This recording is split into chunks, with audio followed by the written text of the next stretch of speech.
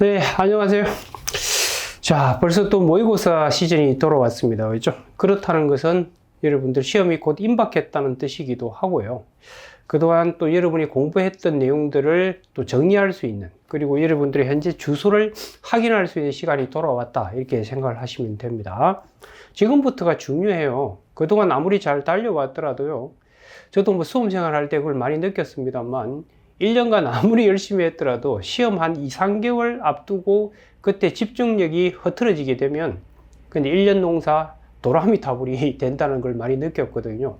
그럴 수밖에 없잖아요. 시험에 가까울수록 그때 기억한 것들이 가장 생생한 기억력으로 살아남게 될 테니까요. 그렇죠? 그러니까 지금 많이 지쳐 있겠지만 여러분들 지금부터 더 집중을 발휘하셔야만 내년에 합격의 영광을 누리시게 될 겁니다. 아시겠죠? 자, 이제 제1회 모의고사부터 진행을 해서 앞으로 총 8회에 걸쳐서 모의고사를 진행하게 될 텐데요. 뭐 아시다시피 1회부터 5회까지는 교과서 진도에 맞춘 진도별 모의고사가 진행이 되게 될 것이고요. 그 다음에 이제 5회부터 8회까지는 전 범위로 해서 가장 실전에 가깝게끔 여러분이 테스트를 받게 될 겁니다. 아시겠죠? 그리고 반드시 답안지는 여러분 완성하셔서 제출하셔야 돼요. 자꾸 답안 쓰는 걸 뒤로 미루면요, 합격은 영원히 뒤로 미뤄지게 될 겁니다. 뭐든지 빨리 얻어 터져야 돼요. 그래야 자기 꼬라지를 알게 되고 보완하면서 성장이라는 걸 하게 되는 거고, 그래야 합격을 하게 되는 겁니다. 저도 사실 수험 생활 할 때 처음에 답안 쓸 때 정말 안 쓰시더라고요. 선배들 답안 보면 야, 어떻게 이렇게 쓸 수 있을까 많이 부러워하고 했었는데요. 근데 이제 저는 어떻게 했느냐, 선배 답안들을 계속 모방했죠. 모방하다 보니 모방에서 창조로해지고 결국 답안 초창기에 잘 썼던 선배들은 다 떨어지고요, 저만 합격하게 되거든요. 그게 여러분들 하여튼 자기 꼬라지를 빨리 드러내셔야 돼요. 그래야 보완하면서 여러분 것으로 만들어지게 되는 겁니다. 아시겠죠? 그래서 반드시 답안 제출하세요. 자, 좋습니다. 그럼 제1회 모의고사인데요. 자, 제1회 모의고사의 사례 문제부터 같이 풀어보게 될 텐데, 이 사례 문제는 일단 논점 자체가 크게는 3개입니다. 첫 번째는 이제 행정법의 일반 원칙 중요하죠. 혹은 행정의 법 원칙이라고도 하는 뭐 비례 원칙, 신뢰보호 원칙, 이런 걸 이제 엮어서 만든 것이 첫 번째 문제와 두 번째 문제고요. 그 다음 세 번째 문제는 또 항상 단골 메뉴로 여러분 사례 논점으로 자주 나오는 것이 법규 명령 형식의 행정규칙, 뭐 중요하다는 거 아실 거고요. 그걸 사례로 만든 문제입니다. 아시겠죠? 자, 문제 내용은 여러분이 모의고사 치르면서 뭐 파악을 하셨을 테니까 문제 골격을 간단히 잡아보고 답안 구성을 같이 한번 해보도록 하겠습니다. 자, 일단 첫 번째 문제는요, 일단 물어본 것에 대해서 여러분이 좀 약간 혼돈을 하시면 안 돼요.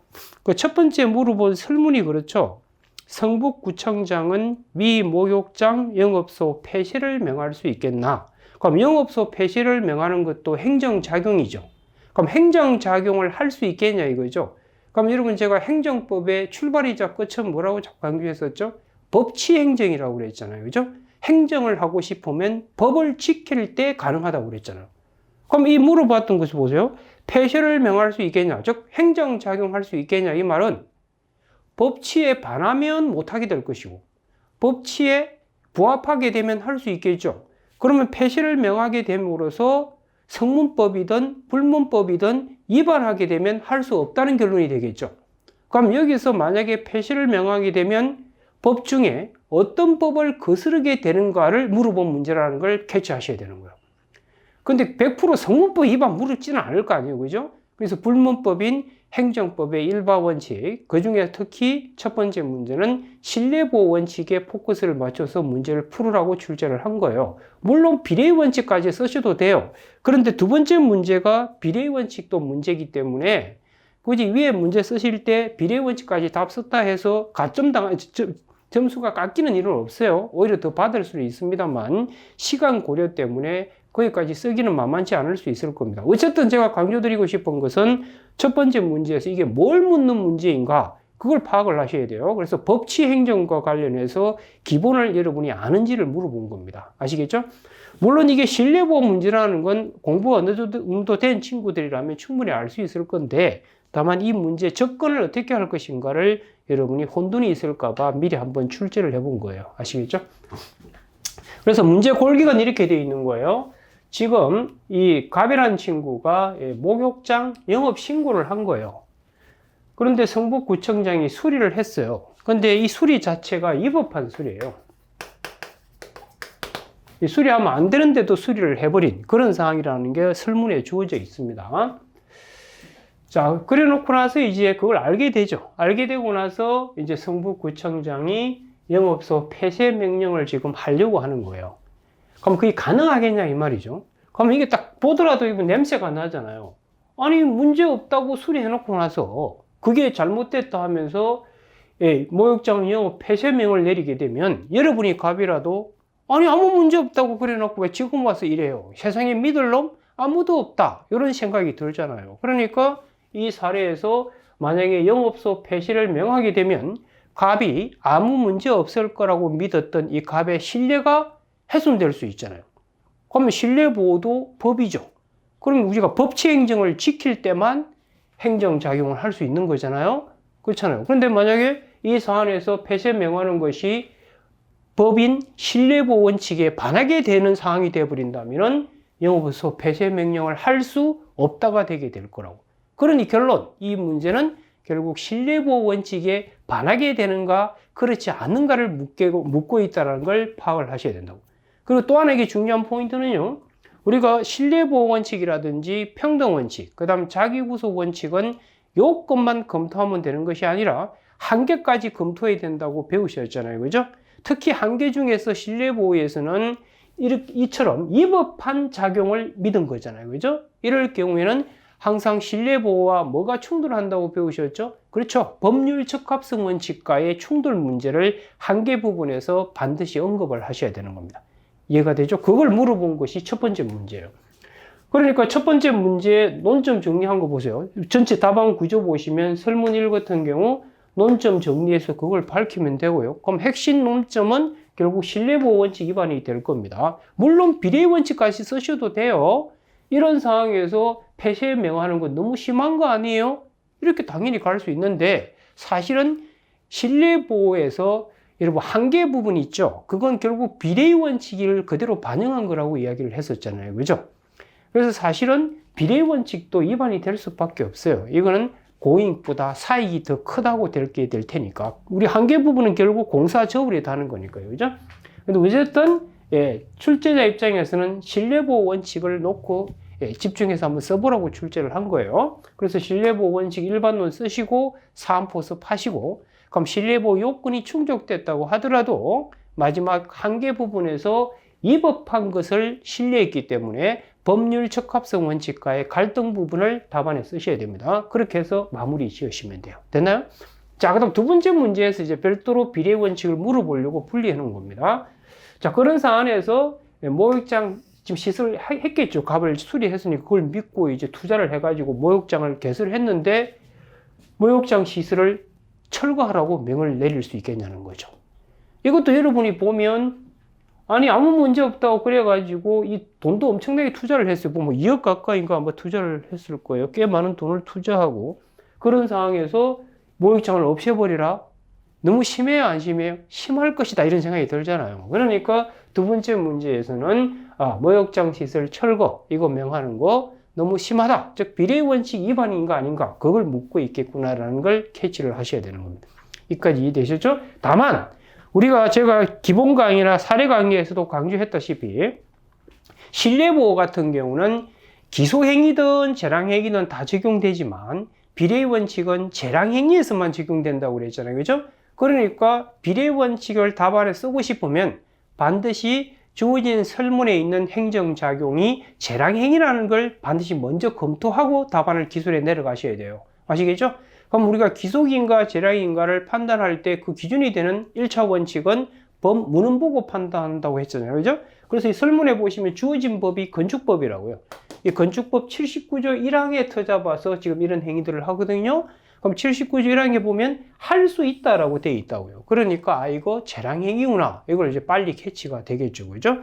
그러면 이 부분 문제는 결국 재량행위다. 그렇다면 재량행위에서 비례 원칙 위반이 있는가 없는가 이걸 묻는 문제라는 걸 여러분이 캐치가 될 수 있는 겁니다. 그래서 두 번째 문제 보시면 그 논점 정리가 있고 그 다음 철거 명령이 과연 재량이냐 이것부터 먼저 언급을 한 겁니다. 그럼 재량행위다. 그렇다면 재량의 한계 위반 여부 관련해서 비례 원칙 위반이 있는가 없는가 그걸 물어보는 것이 두 번째 문제가 되는 겁니다. 여기까지 감이 오죠? 자, 그 다음에 이제 세 번째 물어본 문제는 뭐냐면 이건 이제 별개의 사실관계입니다. 지금 어리라는 친구가 혈중 알코올 농도 0.19%로 그 특수 차량이죠. 그죠? 특수차 레카인가요? 예, 그걸 이제 혈중 알코올 농도 0.19로 음주 운전을 한 겁니다. 맛이 간 상태로 운전한 거예요. 그런데 이제 경기지방경찰청장이 어한테 100일 정지 처분을 한 거예요. 과연 이게 적법한가 위법한가 이걸 물어본 거거든요. 그러면 항상 적법 위법 물어볼 때 법에 위반됐는가 물어볼 때 일단 성문법 위반이 있는지 그게 없으면 이제 불문법 위반이 있는지 이렇게 밟아 들어가면 되잖아요. 그럼 참조 조문을 보시면 도로교통법 93조 제1항에 보면 음주운전하면 그 음주운전은 혈중 알코올 농도 0.03% 이상이다라고 지금 도교법에 이게 주어진 참조 조문은 그렇게 되어 있습니다. 그러니까 이 친구는 당연히 음주운전 한 거고, 음주운전하면 행정안전부가 정하는 기준에 따라서 이제 1년 혹은 1년 범위 내에서 운전면허 정지할 수 있다. 재량으로 지금 되어 있습니다. 그죠? 재량으로 되어 있고요. 그래서 행정안전부령으로 기준을 정해라고 지금 위임을 준 거잖아요. 그래서 만들어진 것이 뭐죠? 도로교통법 시행규칙 별표 28이 만들어져 있습니다. 그게 보시면 0.1% 이상일 때 무조건 취소한다 이렇게 되어 있다고. 자, 그러면 여기서 이제 핵심 포인트는 이 도교법 시행규칙 별표 28이 법적 성질이 과연 법규 명령이냐 행정규칙이냐 이게 전제가 되어야 되겠죠. 그죠? 만약 이걸 행정규칙으로 봐버리게 되면 이건 법이 아니고 그럼 위에 있는 이것이 법일 테니까 그럼 이건 재량으로 되어 있으니까 이건 재량의 한계 위반이 있냐 없냐 이걸 따지면서 문제를 풀어가야 될 겁니다. 그렇죠? 그런데 이걸 만약에 법규 명령으로 봐버리게 되면 이건 법이고 그리고 확정적으로 0.1 이상일 땐 묻지마 취소한다 이렇게 되어 있거든요. 그럼 이 문제를 풀어나가실 때 이걸 행정규칙으로 보고 문제를 풀면 이상해져요, 문제가. 그래서 이럴 때는 기본적으로 법규 명령으로 보고 문제를 풀어가시는 것이 답안 쓰는 스킬상 맞습니다. 그래서 이 경우에 이걸 법규 명령으로 보게 되면 당연히 지금 0.19잖아요. 그럼 0.1 이상이잖아요. 그러면 취소해야 되는데 뭘 한 거죠? 지금 정지를 했으니까 이건 위법하다 이런 결론이 나게 될 겁니다. 그러니까 이 문제를 풀 때의 핵심은 기본적으로 도교법 시행규칙 별표 28 이게 그 유명한 뭐예요? 법규 명령 형식의 행정규칙이라는 거 그걸 밝혀내시고 법적 성질을 뭘로 볼 것인가 그걸 논정하는 것이 이 문제의 핵심 포인트가 되겠죠. 그죠? 그건 뭐 하도 많이 여러분 문제 푸셨을 겁니다. 그죠? 그래서 법규 명령 형식 행정규칙의 법적 성질은 법규 명령으로 보고 접근해 가시면 당연히 이건 법이고 이 법에 거스렀기 때문에 이 법이다 이런 결론이 나게 될 겁니다. 그래서 목차 구조도 보세요. 논점 정리 있고 핵심 포인트는 이거겠죠. 그죠? 이게 마무리되면 자동으로 결론이 나오게 되게 될 겁니다. 그럼 사례 문제, 3개의 문제가 뭐 크게 어렵다기보다도 특히 첫 번째 문제 같은 경우에 이건 뭘 묻는 문제지? 혹시 그렇게 될까봐 한번 테스트한 거예요. 우리가 강론 파트에 들어갔었을 때 여러분들 경찰 행정법 분야에 있잖아요. 경찰권 발동할 수 있는가? 이렇게 물어볼 수 있죠. 그거 똑같잖아요. 경찰권 발동할 수 있으려면 법치 행정을 지켜야 되는 거잖아요. 그럼 특히 경찰 분야에서 경찰 작용이 법을 제대로 지킨다 안 지킨다 하실 때 경찰권 발동의 근거와 한계 가지고 따지잖아요.